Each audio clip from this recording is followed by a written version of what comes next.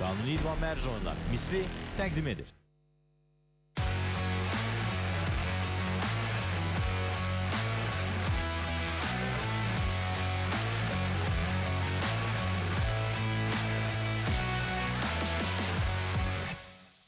Salam, hər vaxtınız xeyir olsun əziz və dəyərli CBC Sport izləyiciləri. CBC Sport nefrində siz start verilişini izləyirsiniz və startın baş sponsoru Mislidir. Azərbaycanın rəsmi və qanuni mərc olaraq operatoru Mislinin təqdim etdiyi əmsallar sayəsində siz də mərc edərək Misli ilə qazana bilərsiniz və yaxud da ki, lotereyonlarda öz bəxtinizi sınaya bilərsiniz. Biz isə bugün start verilişində çox önəmli mövzudan danışacağıq. Bugün artıq Tofiq Bəhramovun 100 illik yubileyidir və biz də start verilişini məhz Tofiq Bəhramovun həyat və karyerasına həsr edirik. Təbii ki, dünya idmanında və Azərbaycan futboluna öz izini qoymuş Tofiq Bəhramov 100 illikdir və onun artıq karyerasında idarə etdiyi oyunlardan danışacağıq və buna görə də bizim startda qonağımız var və əməkdar idman xadimi, veteran hakimiz Rüstəm müəllim. Xoş gördük sizi.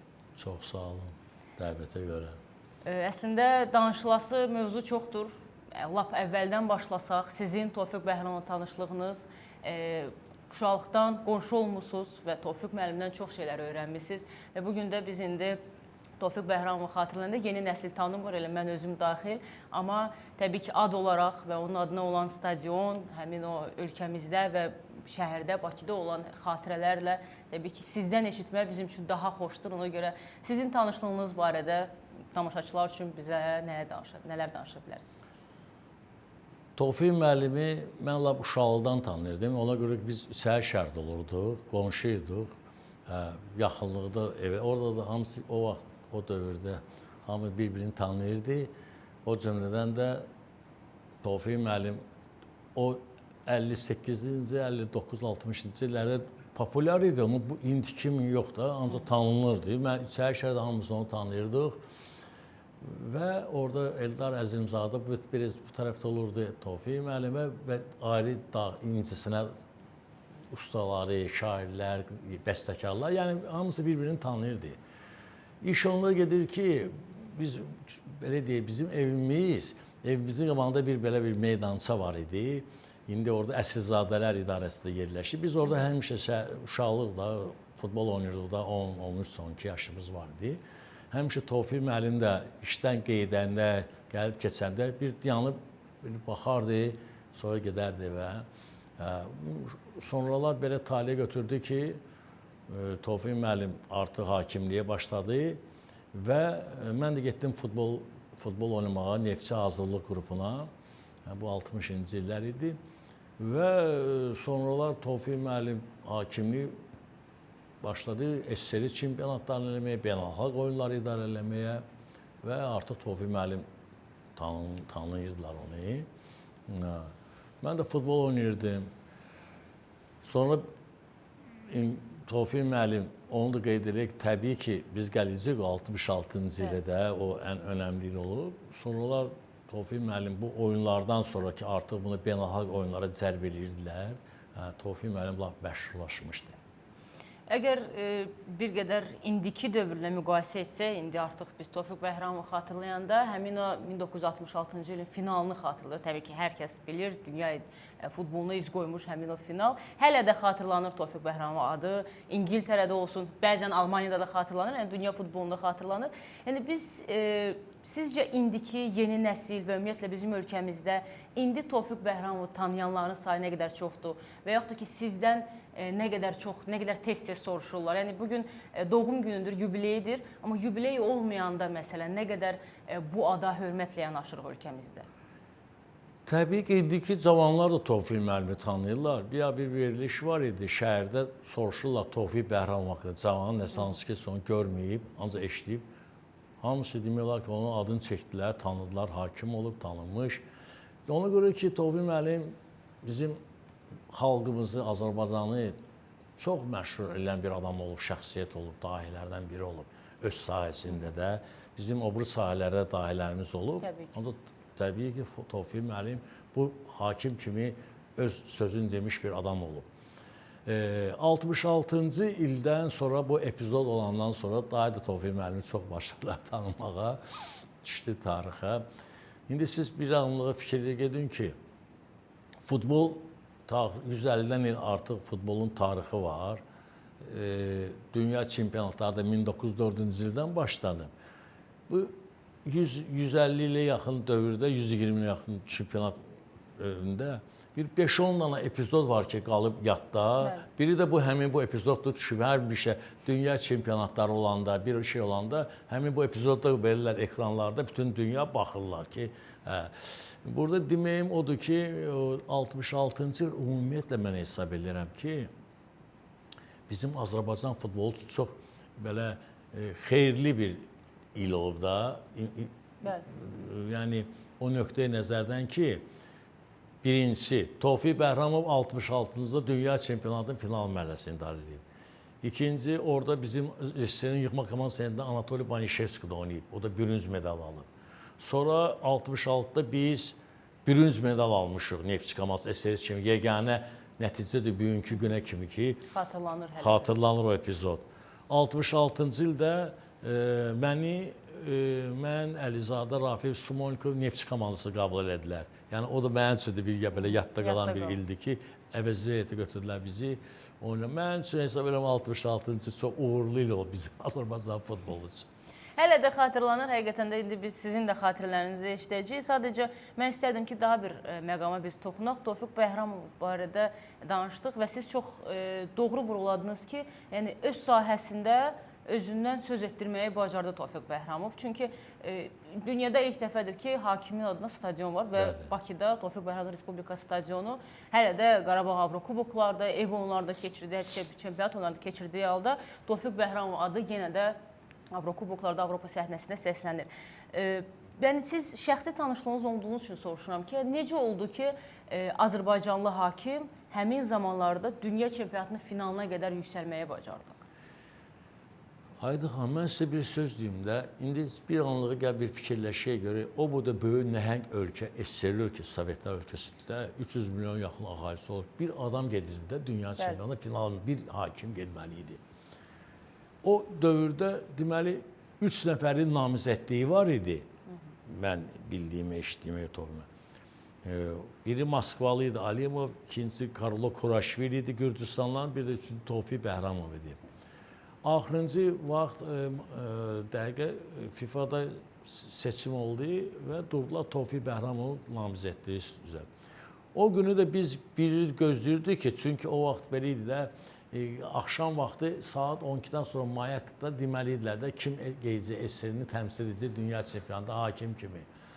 Biz eşitləndə ki, axşam elan edilər ki, bu günləri FIFA-nın iclası olub və hakimlər təsdiqlənib. O vaxt belə deyildi, internet, bu da öyle şeylər biraz zəif idi. Bu SSR-ni orada təmsil edici Tofiq Bəhramov. Biz çox hamımız sevindik. O bu nəhəng ölkədən bir hakim. Orada da təbii ki, düzdür, orada Hakimlər Komitəsinin rəhbəri bizim SSR Hakimlər Komitəsinin sədri olmuşdu. Bizim müəllimimiz idi. Tofiq Bəhramov, Əzimzadə, Eldar Əməlidə, Latışev Nikolay Qavriloviç idi. O 58-62-ci illərdə dünya çempionatlarını idarə eləmişdi. 62-də dünya çempionatının finalını eləmişdi baş hakim. Braziliya, Çexoslovakiya. Təbii ki, orada Latışev də hər halda öz sözünü deyib bunların haqqında. Onun da sözü orada keçib önəmli olub və durdular Tofiq müəllim üstündə. Deməli, 62-də SSR-ni finalda təmsil edib Latışev, 66-da SSR-ni finalda təmsil edib Tofiq Bəhramov. Bu böyük hakimlər üçün böyük nəticə idi. Ona görə də hamımız sevindi və Tofiq müəllim də özü də bu hadisəni biləndən sonra özü də çox peşəkar adam idi. İşini sevən adam idi. Eyni zamanda da biraz da belə uşaq kimi idi də, belə yumuşaq, mülayim xəsiyyətli adam idi də, rəhmətli. Mən də futbol oynayırdım, başım qarışmışdı, komandayla, Neftçidən, orada, burada. Ancaq biz hamımız bunu müzakirə edirdik, danışırdıq, söhbət edirdik.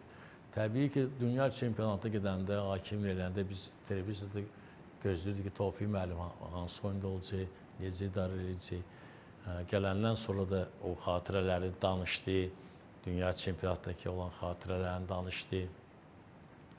Biz ona soruşduq, şəxsən mən də onunla sonralar 20 ilə yaxın mən onun müavini işləyirdim, hakimlərin yetişməsində. O sədr idi, mən müavin idim, bir yerdə həmişə dedi ki, Rüstəm, sən mənlə olacaqsan, mənə kömək elə. Mən dedim, başda, mən futbolu qutarandan sonra. O dedi ki, mən bu qərarı, həmişə müzakirə olurdu da, biri deyirdi var, biri deyirdi keçməyib, təbii də. O vaxt axı belə oyun zamanı kameralar da olmurdu axı stadionda. İndi hər toçkudan kamera qoyurlar da. O dedi, mən əminliklə gördüm top, qapı xəttini deyib düşənir tora, qapı xəttini keçdi. Əgər biz kadrlara da baxsaq, görərik ki, Tofiq müəllim əminliklə qaçır, jest göstərir ki, top qapını keçib. Baş hakimi onun yaxınlaşır, Dinst, ondan soruşur, Tofiq müəllim də göstərir mərkəzi. Düzdür, Alman oyuncuları təbii narazı qalırlar, onu Tofiq müəllim bayrağına, jestlə top keçib, qaçır mərkəzə. Yəni o... Tofiq müəllim. Belə bu qədər öz... Qoyucular, baxıcılar, müzakirə edəcəklər ki, bu çox tarixə düşən bir epizoddur da. Bu sonra dedi ki, Tofiq müəllim, orada ziyafət oldu, oyundan sonra yığılmışlar komandanın, Almanlar da, İngilislər də, o biri komandalar da, federasiyanın rəhbərləri də, finalı idarə edən hakimlər. Dedi ki, Zeyler hətta mənə deyir, yaxınlaşdı, Almanların kapitanı Uwe Zeyler. Məndən üzrdə də istədi ki, belə bir oldu da, indi biz hesab edirdik ki, top xətti keçməyib, ancaq siz belə arxayıncısı mərkəzi göstərdiniz. Bu, bilirsiniz, bu necə epizoddur. Deməli, siz bir tarixə baxsaz görərsiniz. 66-cı ildə FIFA'nın prezidenti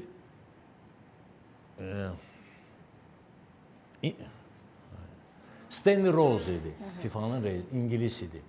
Stanley Rose özü keçmiş hakim olmuşdu, beynəlxalq dərəcəli hakim olmuşdu.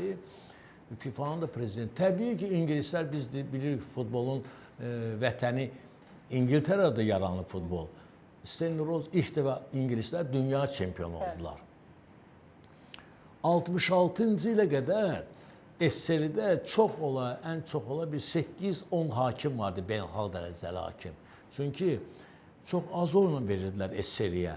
Eyni zamanda gəlirsən 2 oyun idarə eləyəydin, 2 oyun idarə eləyəndən sonra, yəni yığma komanda, sonra sənə o fəxri adı verirdilər və sən beynəlxalq oyunlara gedə bilərdin. O vaxt düzdür, oyunlar da az idi də, indi kimi deyildi də, 16 komanda oynayırdı dünya çempionatı məsəl üçün. Ancaq Tofiq müəllimin bu elədiyi bu jest, bu hərəkət, elə bilin ki, futbolda hakimlikdə bir çevriliş oldu. Yəni, ondan sonra diplomatların eləmədiyi işi Tofiq müəllim elədi. Niyə?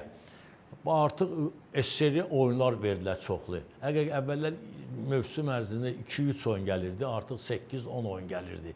Yəni, oyunların sayı başladı artmağa və təbii ki, hakimlərimiz də oyunlara getdilər, yəni Sovet İttifaqına da beynəlxalq dərəcəli hakim adı almağa başladılar.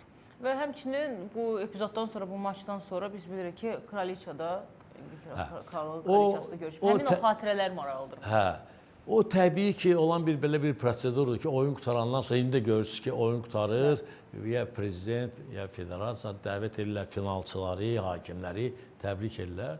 Bu, İngilislər dünya çempionu olmuşdular, təbii sevinirdilər və orada prosedur belə idi ki, oyun qutarandan bunlar qalxdılar o fəxri tribunuya, Kraliçə özü də əl verdi, təbrik elədi bunları.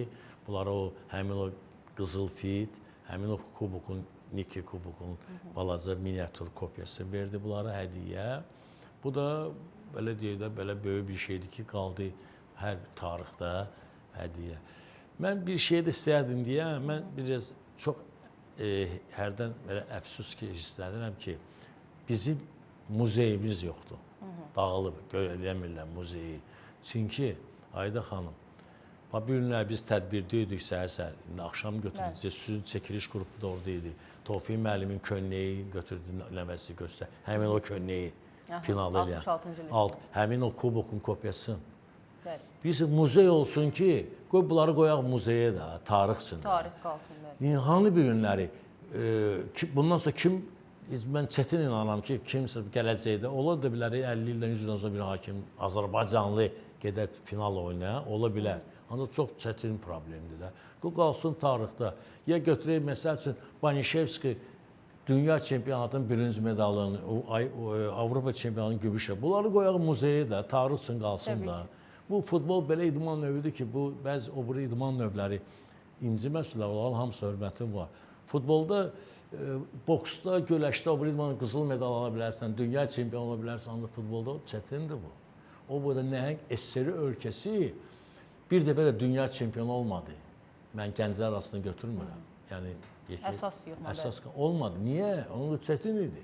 Bir dəfə medal alıblar, o da olub Banişevski 66-da. Qoy bu medalları qoyaq orada. Hanı Ələkbər Məmmədovun medalı, 4 dənə qızıl medalı, Avropa çempionu 60 kubuk qızıl medalı. Qoyardıq onları muzeyə də. Tariximizi biz genişləndirməliyik. Bu tarix gələcək nəsil bilməlidir ki, 92-ci ildən başlamayıb. Bəli, müstəqilliyimiz çox gözəl, əla. İndi biz gedirlər, oyuncularımız da xaricə, hakimlərimizi gedir. Ancaq bizim tariximiz də o baxı. O ildən başlayaq, bu şeyləri də qoyaq muzedə qalsın. Hər birimiz öz, nə deyək, belə deyək də, nə bilim, kubokun, medalın versin muzeyə, qalsın bu muzeydə. Və xüsusən də o muzey Tofiq Bəhram Respublika stadionunda olsa Bəli, daha olsun maraqlı orada. olur. Yəni, o qədər ora azarkeş gəlir. Bəli, orada gələn qonaqlar da göstərərik ki, baba, görürsən, bu Tofiq Bəhramovun adına stadiondur. Siz qeyd düz elədiniz ki, yeganə stadion dünyada hakimin adına. Gələrlər orada Tofiq biz bir şeyləri qoymuşduq 11-ci ildə 100 ilin əlaqəli olaraq bizdə orada Butada banket oldu. Orada yığdıq medalları, zatları qoyduq. Sonra gəndə apardılar. Biz Ələkbər Məmmədovun qızıl medalları orada, Banişevskinin də, Tofiq müəllimin də, mənim də qızıl medalım hakimliyə görə 100 var. Yəni biz onları, oburlarının da yoldaşlarını qoyaqdıq. Kazbek Tuayın kimin də medalı var. Qalsın tarix üçün. Biz olmayanlar sonra ittibat olacaq. İndi Ələkbər Məmmədov rəhmətə getdi, medalları da çıxdı, qızar apardı. Niyə də Almaniyada yaşayır? Bu tariximizdə qalardı da. Yəni gələcək nəsil bilərdi. Həqiqətən də belə təşəbbüs olmalıdır gənc Bəli, nəsildə. mən onu təklif edirəm, deyirəm, gəlin bunu eləmək lazımdır. Var idi bizdə AFFA-da, o muzey var idi, əfsuslar olsun, onları sonra otaq elədilər. Dedilər, stadionda olacaq, stadionda da olmadı, bu Olimpiya stadionunda. Ümid edək ki, indi bu efir vasitəsilə sizin müraciətiniz də eşidiləcək və biz artıq yaxın müddətdə bəli, həqiqətən də muzey olar. Həm Tofiq Bəhramovun sizin də dediyiniz kimi əşyaları xatir və elə bir ümumiyyətlə bizim medallarımız.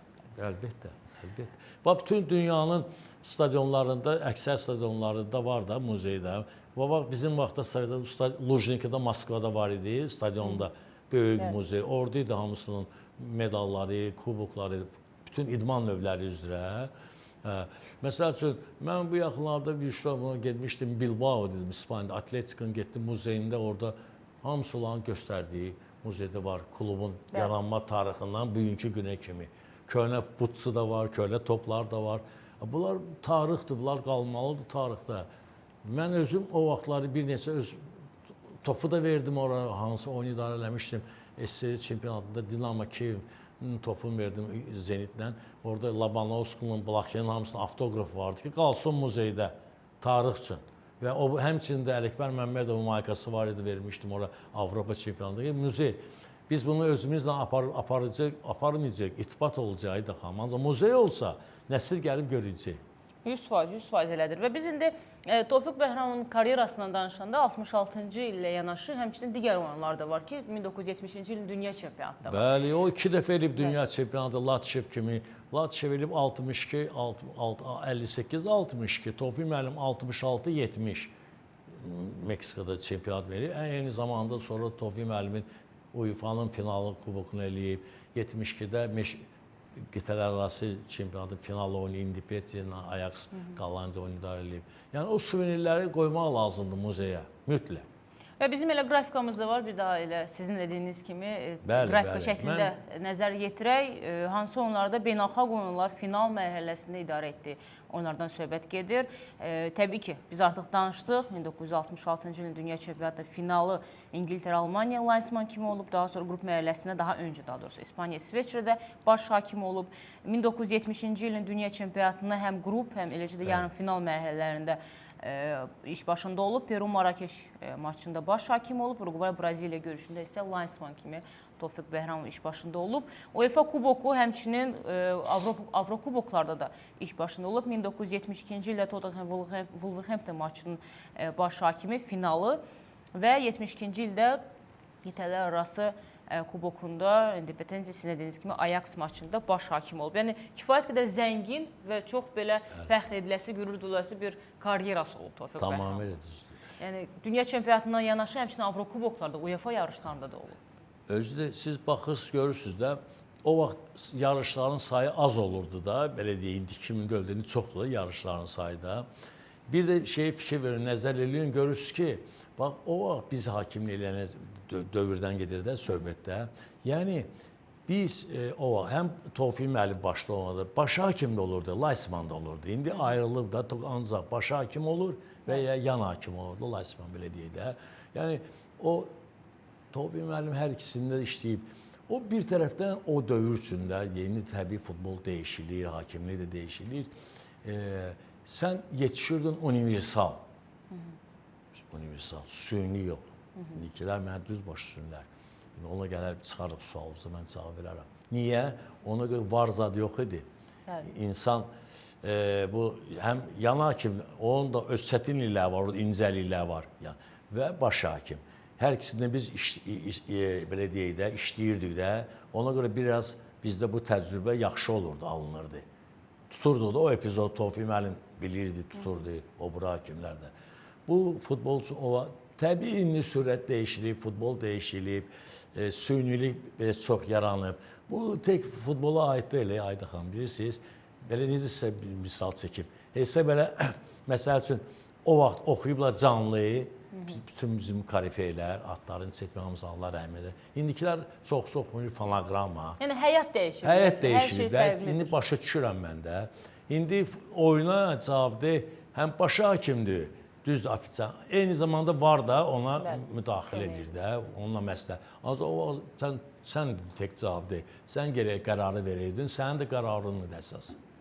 Siz nəyin tərəfindəsiniz? Yəni indiki var sistemlə sizin... Yox, mən onu demək istəyirəm ki, siz oxudunuz siyahını, deyirsiniz baş hakim olub, yan hakim olub. Yəni mən demək istəyirəm ki, o universallıqda, hakimlikdə, idarəçilikdə, o futbol təbii dəyişilib. Təbii futbol, qabaqki futbol deyil, oyuncuların da, hakimliyi də indi. Ancaq biz o dövrdən əgər söhbət ediriksə, əgər bu cür oyunda, 100 milyon oyunda bu adam bu qərarı verirsə, varsız, bir şeysiz, deməli bu çətin bir an idi. İndi səndən var, sənə indi var da odan kömək eləyir, sən də deyirsən də göstərirsən. Yəni mən o nöqtə nəzər. Biz hələ danışacağıq müasir hakimlikdən, bəli, həm bizim çempionatda, ümumiyyətlə dünyada, amma indi qısa reklam fasiləsinə biz ayrılaq və daha sonra reklam fasiləsindən sonra startda həm təbii ki, Tofiq Bəhramovun karyerasının hələ danışacağıq, xatırlayacağıq, önəmli anlarını, eləcə də müasir hakimlikdən danışacağıq. Odur ki, qısa reklam fasiləsidir efirimizdə.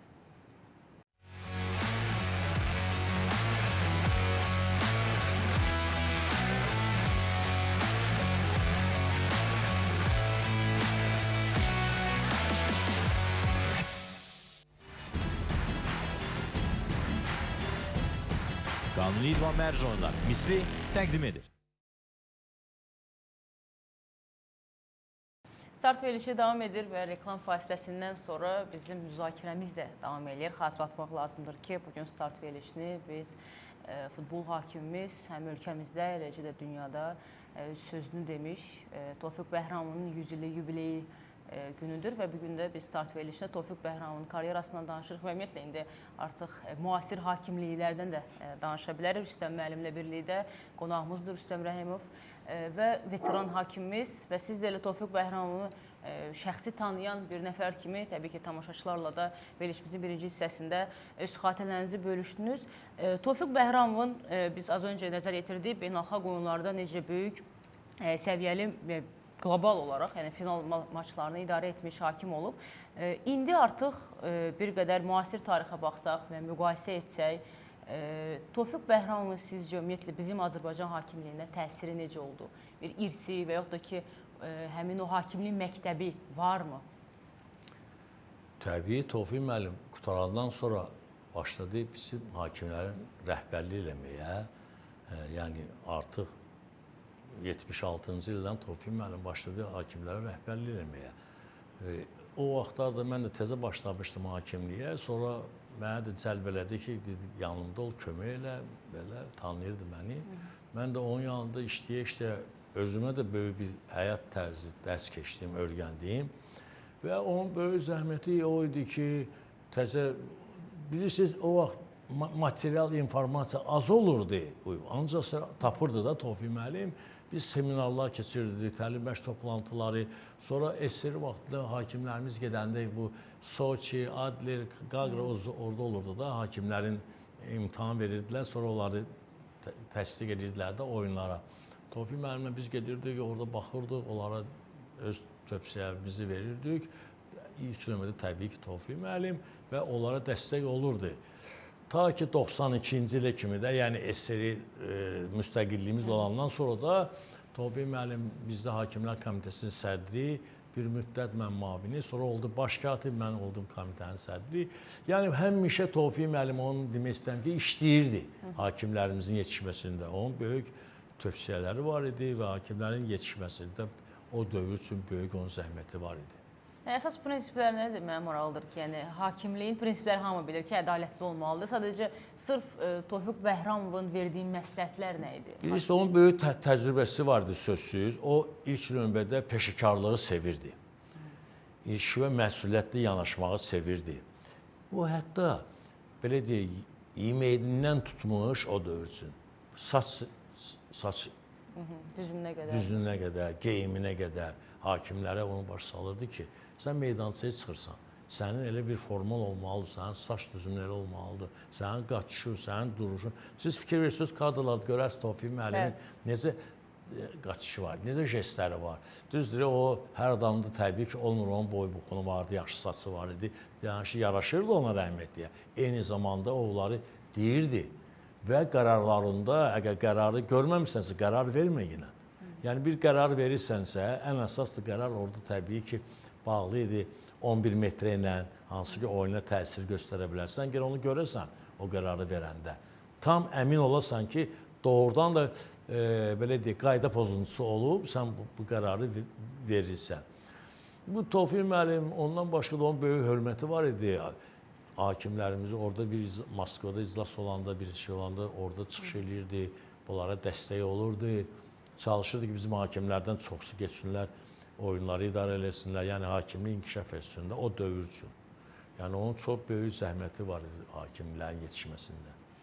Mənə maraqlıdır ki, siz özünüz də hakim olmusunuz. Sırf Tofiq müəllimdən nələri öyrənmişsiniz siz? Yəni sizinlə nələri bölüşürdü? Bəlkə sizinlə fərqli cür münasibət olduğu üçün sizə daha fərqli, daha çox informasiya verir. Təbii ki, biz ona təlim məşq toplantısı olanda o bizim qalırdı, sonra ən axırda tutaq ki, Soçda zbor olurdu. O gəlirdi, yüksək liqanın hakimlərin təlim məşq toplantısına da rəis olurdu toplantıda. Orada gəlirdilər Karifey müəllimlər də, mən dediyim kimi Latışev, Alimov, Kazakov, Tofiq müəllim də.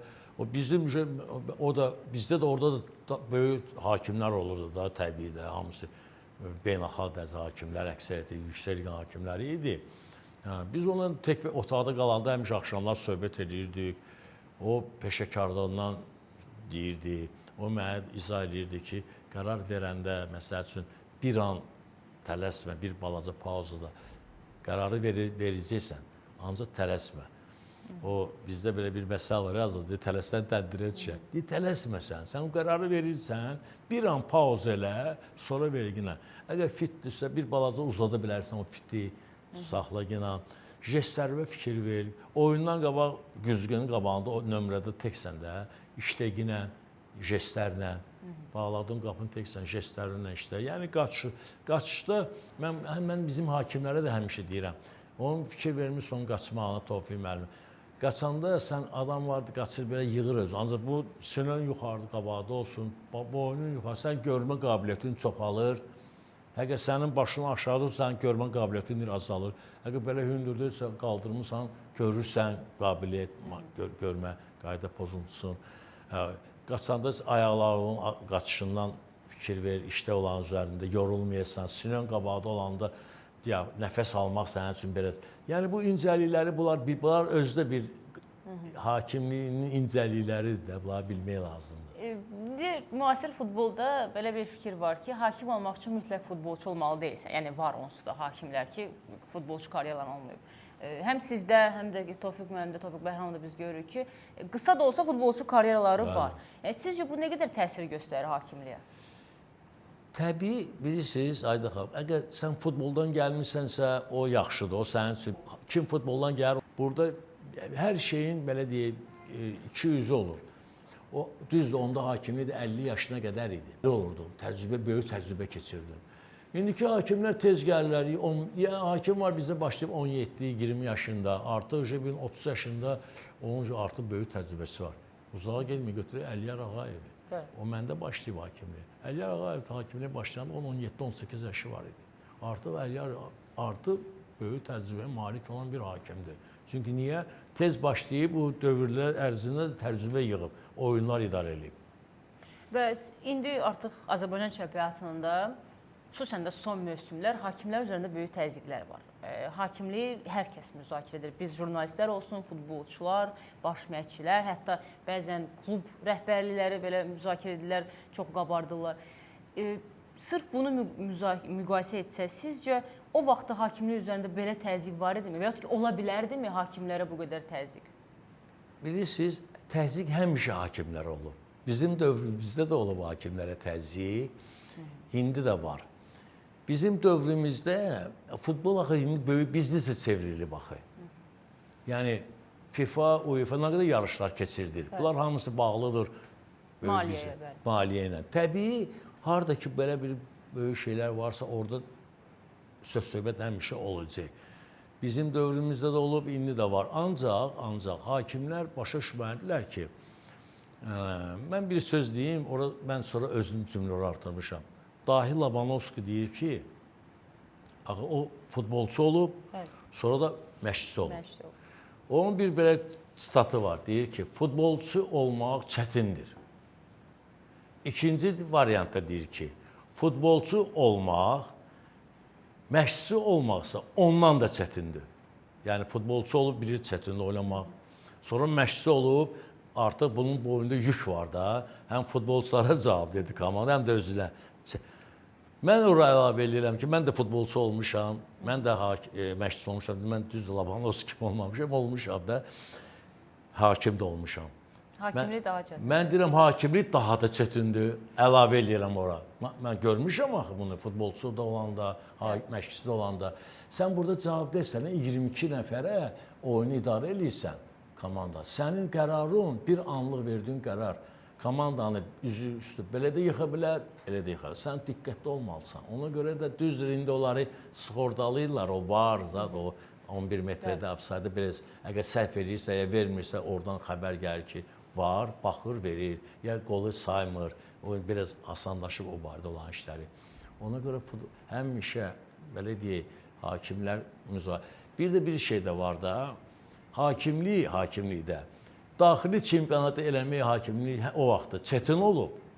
Nəinki beynəlxalq oyunları. Bilirsiniz niyə nə qədər çətin olur daxili. Sən bu komandalarla tez-tez görüşürsən. Tutaq ki, 4 dövrə çempionat gedir. Sən bir komandanı nə qədər eləyirsən il boyu. Amma beynəlxalq oyunu getdin, oyunu idarə elədin, sağollaşdınız, getdiniz. Sən burada artıq bir tez-tez təmasda olurlar. İnsanlar da bir-birinə, oyunçular da, hakimlər də bir-birinə alışırlar. Yorulurlar da bir-biri, belə deyək, loru dildə. Ona görə burada çətindir idarə edilmək. Düzdür, bizim çempionatda, belə deyərdim də, tempin sürəti böyük olmur, oyunun sürəti. O çempionatlar deyil də, İngiltərə, İspaniya, İtaliya. Ancaq bəzi oyunlar olur, burada da olanda bəzi oyunlar görürsən ki, çətin mübahisə. Ona görə hakimlər diqqətli olmalılar ki, o epizodlardan üzü ağ çıxsınlar. İndi bizim Azərbaycandakı hakimləri biz bir qədər bu barədə danışaq. Onların səviyyəsi, onların peşəkarlığı sizi qane edirmi? Sizcə nə qədər Azərbaycanda həqiqətən də Avropada, yəni beynəlxalq səviyyədə bizi təmsil etməyə qadir olan hakimlərimiz var? Əlbəttə, indi dövr dəyişilib. İndi bunları belə deyək, peşəkardırlar. Bizim dövrümüzdə biz işləyirdik. boş vaxtda gəlib məşq edirdik, hazırlaşırdıq çempionata. Yəni hardasa mən dərs deyirdim məsələn Texnikumda institutda, bursa hardasa işləyirdi. Ancaq indi sıfır hakimliyi, bunlara görə belə deyək qanarar da alırlar və işləridir. Bunlar indi hər gün məşq edirlər. Bunlarla məşqçilər bizdə var, hələ afansiyonda işləyirlər, gəlirlər, onlarla fiziki hazırlıq dərs keçirirlər, onları hazırlaşdırırlar. İndi bunların şəraitləri çox yaxşıdır. Ona görə də təbii ki, AFFA tərəfdən onlara da minnətdarlığımızı bildirməliyik ki, hər bir şərait yaradır hakimlər üçün ki, meydançası olsun, top formaları olsun, müəllimlər gəlsin, onlara dərs keçsin, nəzəriyyə dərsi keçsin. Görürsünüz ki, axırlar komitə sədrləri xaricdən də gəlir, bunlarla dərs keçirirlər ki, mən indi belə deyək, hakimlərimizin səviyyəsi qalxır. Oradan da qalxır. İşləyirlər üzərlərində, hiss edirlər məsuliyyəti.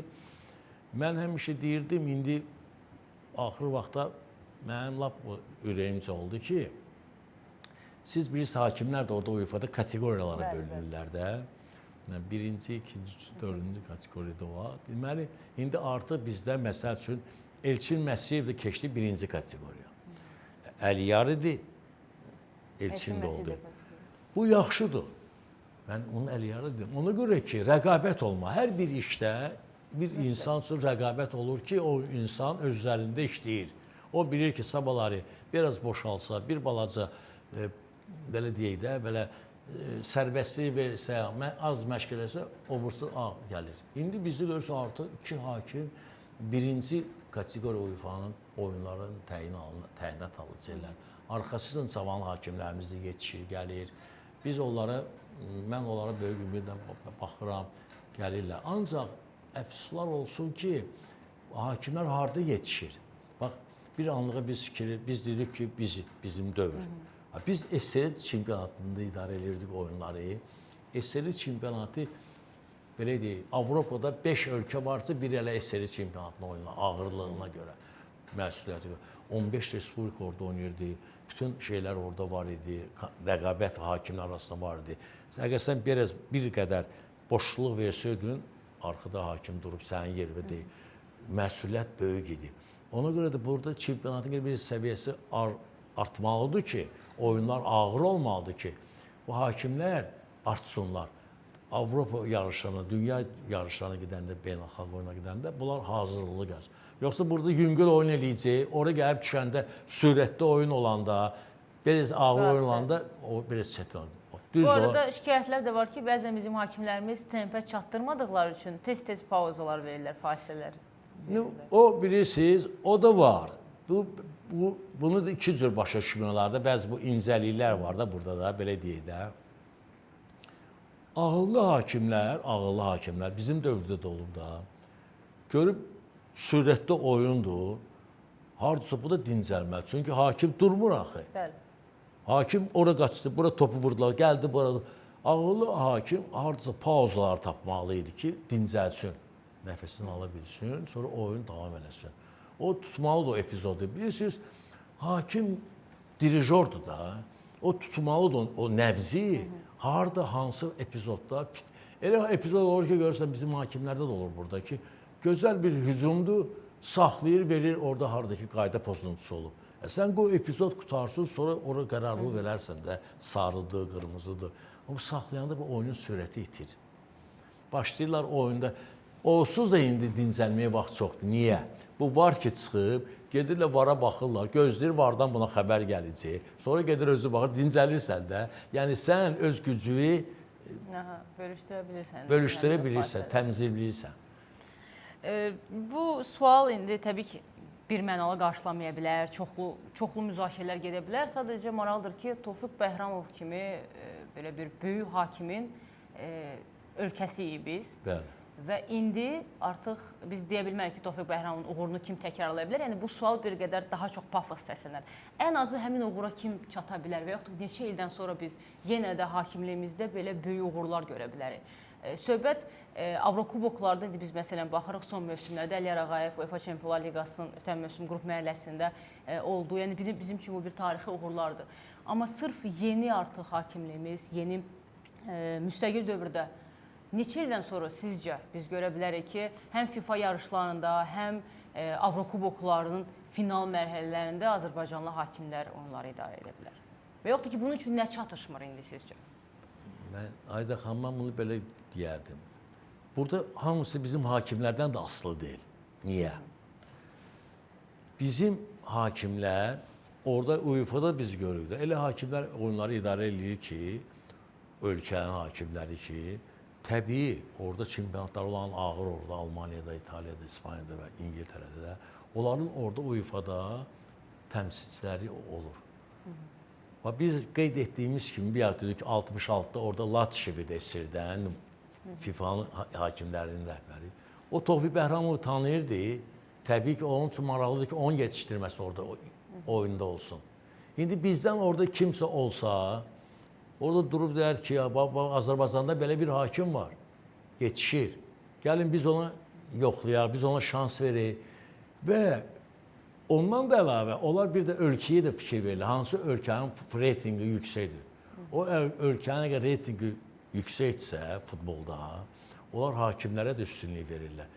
Hələ 66 yenə qeyd etdik 66-da SSR yığma komandası yarımfinala çıxmışdı da. Tofiq Bəhramov da təbii SSR-ni təmsil edirdi də. Ona görə onlar kimləri saxlayırlar həmin oyunlara?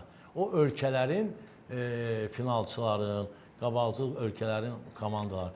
Bizim futbolumuz inkişaf eləsə, bizim komandalar yaxşı oyunlar göstərsələr UEFA-da, FIFA-da, hakimlərimizin də biraz işi orada yaxşı gedər. Artıq verilişimizin sonuna gəlib çatırıq. Son olaraq sizdən bir xatirə eşitməyə maraqlı olardı Tofiq Bəhramovla bağlı. Hansı xatirə xüsusilə də sizin yaddaşınızda qalıb və onu bizimlə bölüşmək istərdiniz? Tofiq müəllim qeyd etmişdim çıxışımdan əvvəl, çox belə yumşaq, çox belə mülayim adam idi. Heç vaxt heç kimlə istəməzdi bir konflikt olsun, bir şey olsun. O çox uşaqla uşaq idi, böyüklə böyük idi. Mən çox xatirələr çoxdur. İndi bunun xasiyyətində belə bir şey var idi də. Hətta Tofiq Bəhramov kimi adam bir gün xəstələnib. Soğuq deyib buna təlim məşq toplantısında. Mən də deyirəm ki, Tofiq müəllim, çıxın səhər-səhər dəniz qırağında, Soçidə, qaçın da bir havada olun. Görürsünüz, Ruslar hamı qaçır, Alimov, Kazakov da, süzdür də. Bu da çıxdı, qaçdı, gəldi, xəstələndi, soğuq deyildi bunlar. Bir oteldə qalırıq da, hərə biz bir otaqda qalırıq. İndi bu mənə deyir ki, mən sənə qulaq astım, soğuq deyildi, xəstələndi. Orada bir xəsiyyəti var idi ki, bağlayırdı da pəncərəni, forçuqanı, soğuq olar, xəstələnlər də. Orada deyirəm, Tofiq müəllim də olub da, xəstələnib də. Çox rəhmətliyin belə kübar yoldaş, həyat yoldaşı vardı, Elmira xanım. Dərs idi Politexnik İnstitutunda, çox belə kübar qadın idi. Biz mən onlara gələndə həmişə Tofiq müəllimlə işləyəndə çay xoriyazə qoyardı. Allah rəhmət eləsin. İndi mənə deyir ki, sənə qulaq astım, mən nə deyəcəm Elmira xanıma? Deyirəm, nə deyəcəksən, xəstələnmişsən, burada nə var? İndi Moskvadan da bir dəfər gəlməlidir, federasiyadakı baxışı da. Yaxşı, ona dedim, bəs buna, ona deyirəm, kim Tabakov, kimdir, sən ondan artıq hakim olmuşsan. Xəstələnmişsən də, burada bir şey var. Getdim, mən gördüm, bu məsuliyyət mənim boynumda da. Getdim, çağırdım həkimi, gəldim bunun dərman, buna masaj, buna nə bilim, şey elədilər ki, bu sağalsın da. Biraz xəsiyyəti minitilini, ruslar ilə şeydir də belə. Deyirəm, sağaldım da, nə vardı burada? Yəni, belə həssaslıqla yanaşırdı hər şeyə. Bir gün də, onu da mən deyim ki, xatirələrdir düz. Bir gün də oyuna gedirik, mənə deyişiblər, axırıncı moment Gürcü briqadası eləməli. Tofiq müəllim də həmin oyunun inspektorudur. Daşkənddə, Paxtakor, Torpedo, Moskva. Bu da inspektordur. Miminaşvilini deyişiblər, Moskvadan zəng elərlər ki, sən oyunu idarə elə bilərsən.